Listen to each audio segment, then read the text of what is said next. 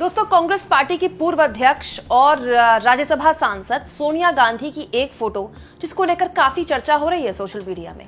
इस वीडियो के पीछे का आकलन तो मैं आपको समझाऊंगी, साथ में आपको ये भी बताऊंगी कि क्या कांग्रेस पार्टी के अंदर एक मंथन चल रहा है जो मंथन बीजेपी के लिए मुश्किल पैदा कर सकता है, या फिर बीजेपी को चैलेंज देने के लिए कांग्रेस पार्टी कुछ नया ट्रीटमेंट कर रही है। दोस्तों, उपराष्ट्रपति जगदीप धनखड़ ने 2-3 तस्वीरें अपने सोशल मीडिया में शेयर की हैं। सबसे पहले तो उन्होंने ये तस्वीर शेयर की है सोनिया गांधी के साथ। सोनिया गांधी जगदीप धनखड़ को रिगार्ड कर रही, नमस्ते कर रही हैं और वो उनको नमस्ते कर रहे हैं। और ये फोटो खुद धनखड़ साहब के सोशल मीडिया हैंडल से शेयर की गई हैं। सोनिया गांधी तो सोशल मीडिया में है नहीं।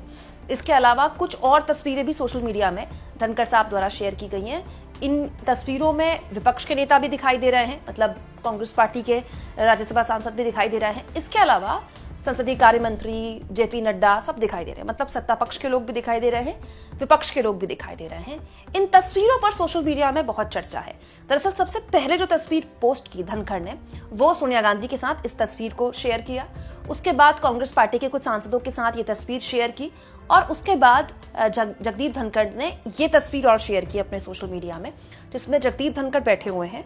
उनके बिल्कुल राइट हैंड साइड में सोनिया गांधी बैठी हुई हैं और सोनिया गांधी के साइड में, उनके जो बगल में है, वो कांग्रेस पार्टी के राष्ट्रीय अध्यक्ष मल्लिकार्जुन खड़गे बैठे हुए हैं। और जो जगदीप धनखड़ है, जगदीप धनखड़ के लेफ्ट हैंड साइड में आपको दिख रहा होगा संसदीय कार्य मंत्री रिजिजू दिखाई दे रहे हैं। इसके अलावा जेपी नड्डा दिखाई दे रहे हैं। मतलब आप कह सकते हैं कि पक्ष और विपक्ष की तरफ से राज्यसभा में जो सदन के नेता और नेता प्रतिपक्ष होते हैं, दोनों यहाँ पर बैठे हुए थे। लेकिन हर किसी की नज़र दरअसल सोनिया गांधी को जहाँ पर बैठाया गया जगदीप धनखड़ द्वारा, इस पर गई, क्योंकि सोनिया गांधी उम्र के लिहाज से भी दोस्तों जेपी नड्डा और रिजिजू से काफ़ी सीनियर हैं, अनुभव के लिहाज से भी, इसलिए भी शायद उनको यहाँ बिठाया गया। लेकिन सोनिया गांधी को यहाँ बिठाना बहुत से लोगों ने पावर सेंटर के तौर पर भी देखा कि सोनिया गांधी इतनी बड़ी पार्टी की पूर्व अध्यक्ष तो है ही, ये भी सब जानते हैं कि नेहरू गांधी परिवार कितना ताकतवर है कांग्रेस पार्टी के अंदर। दोस्तों, जब लोकसभा से वक्फ संशोधन बिल पास हो गया था तो राज्यसभा में आना था। राज्यसभा में बिल आया, उससे पहले सोनिया गांधी ने सेंट्रल हॉल में, पार्लियामेंट के ही सेंट्रल हॉल में अपने सभी सांसदों के साथ एक बहुत ही इंपॉर्टेंट बैठक ली और बताया कि किस तरह से जल्दबाजी में ये बिल पास किया गया। बहुत लंबा चौड़ा भाषण दिया उन्होंने और ये बताया कि कैसे संविधान के साथ खिलवाड़ी सरकार कर रही है, पर्याप्त समय नहीं दिया गया बिल में बहस करने का और हर लिहाज से कांग्रेस पार्टी इसका विरोध करेगी। एक तरह से आप कह सकते हैं कि रणनीति बनाती हुई कांग्रेस पार्टी के लिए न केवल मल्लिकार्जुन खड़गे यहाँ पर दिखाई दिए, सोनिया गांधी तो यहाँ पर थी, राहुल गांधी भी यहाँ पर थे। इसको काफी मीडिया फुटेज भी मिली। और दोस्तों, सोनिया गांधी का इम्पैक्ट राजनीति में कम हुआ है या बढ़ा है या उतना ही है, इसको लेकर बहस हो सकती है। नेहरू गांधी परिवार कितना बड़ा वोट कैचर है अपनी पार्टी के लिए, इस पर बहस की जा सकती है।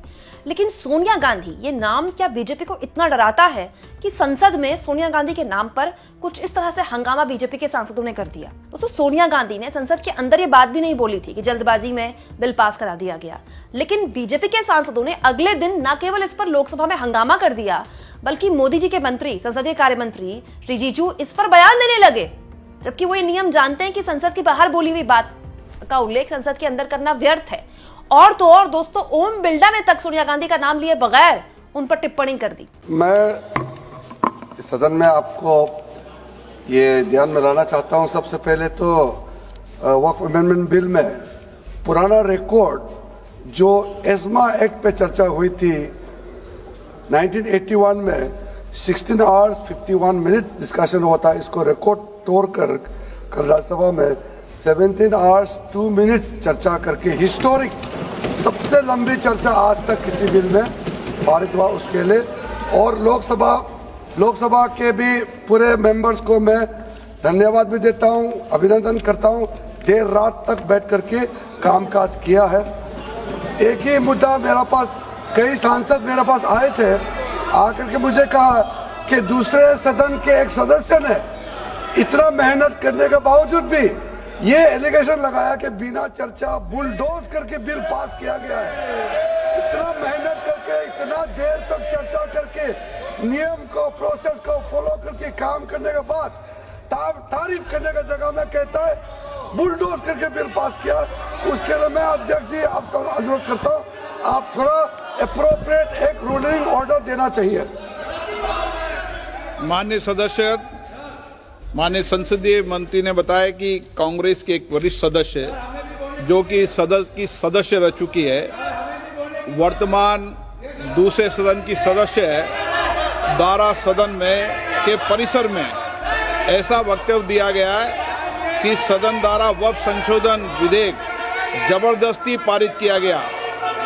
वक्फ संशोधन विधेयक पर सदन द्वारा 13 घंटे 53 मिनट चर्चा की गई, जिसमें सभी दलों के 61 सदस्यों ने विचार रखा है। इस विधेयक पर 3 बार मत विभाजन हुआ, अतः इस विधेयक सदन के नियमों के अनुसार पारित किया गया। इसलिए यह अत्यंत दुर्भाग्यपूर्ण है कि सदन द्वारा देर रात बैठकर इतनी लंबी चर्चा के बाद भी नियमानुसार पारित किए एक विधेयक के माध्यम से सदन की कार्रवाई पर एक वरिष्ठ सदस्य द्वारा प्रश्न उठाना उचित नहीं है और ये संसदीय लोकतंत्र की मर्यादा के अनुरूप भी। दोस्तों, उसके बाद से ही हर कोई ये सवाल पूछने लगा कि सोनिया गांधी ने बस एक बैठक ही तो की थी, तो आखिर ये बैठक क्या बीजेपी को इतना परेशान करने लगी?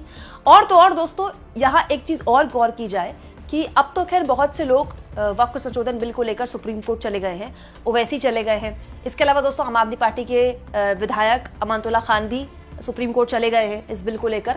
लेकिन सबसे पहले जो सांसद सुप्रीम कोर्ट गए थे वो कांग्रेस पार्टी के सांसद थे, और ये इस बात का ऐलान कांग्रेस पार्टी ने बिल पास होने के तुरंत बाद ही कर दिया था कि ये लड़ाई हम जारी रखेंगे, हम सुप्रीम कोर्ट में ये बिल लेकर जाएंगे और किसी भी हाल में ये बिल हम जमीन पर लागू नहीं होने देंगे। तो आप ये कह सकते हैं कि सोनिया गांधी का एक बार फिर से एक्टिव होना और कांग्रेस पार्टी का सुप्रीम कोर्ट में इस बिल को चैलेंज करना, यह अपने आप में बताता है कि न केवल कांग्रेस इस बिल को लेकर संगठित रही, बल्कि इस बिल की वजह से इंडिया गठबंधन एक बार फिर से एक हो गया। वो इंडिया गठबंधन जो अडानी जैसे मुद्दों पर अलग अलग हो जाता है।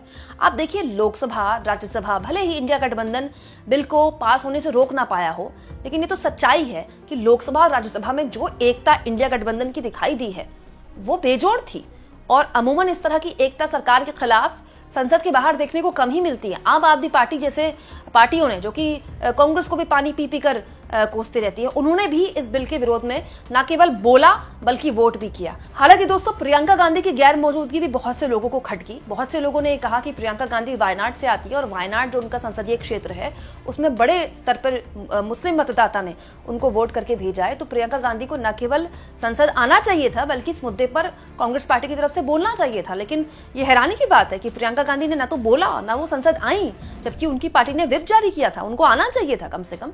हालांकि क्यों नहीं आई तो उनकी पार्टी जाने, उनकी पार्टी उनसे सवाल पूछे।